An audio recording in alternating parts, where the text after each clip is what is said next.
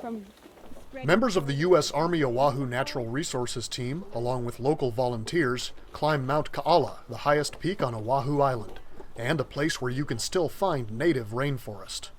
The team is removing species of non-native weeds that threaten this fragile ecosystem. You need 1 liter per square meter. One of these weeds is a moss called Sphagnum palustre. What we're using to control the sphagnum moss is a non-toxic herbicide. It's a mixture of clove oil and citric acid, and we use a 10% dilution in water and basically apply a blue dye, so that what you see up here at Ka'ala actually looks like blue after it's been treated. The blue dye helps the team mark its progress.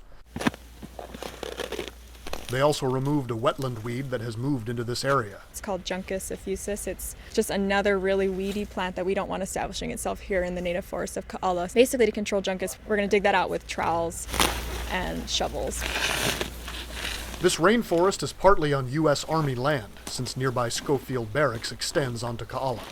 That makes protection of the native plants and animals, some of which are endangered, part of the Army mission here. Any federal agency has the responsibility of protecting endangered species on their land, and this being Hawaii, we have a significant number of endangered plants and animals, and the Army takes that responsibility very seriously.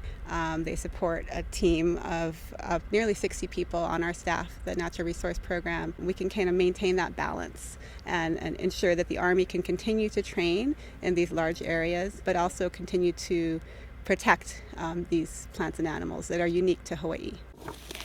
Today, the team is using tools purchased with money it won from the Defense Department's Public Lands Day Legacy Program, which funds projects that preserve military land for public enjoyment. And it just underlines, I think, the military's recognition on how important controlling invasive species is and protecting these native habitats. Welch added that this was the 4th year in a row that her team has received this money. Tech Sergeant Michael Jackson, Mount Ka'ala, Hawaii.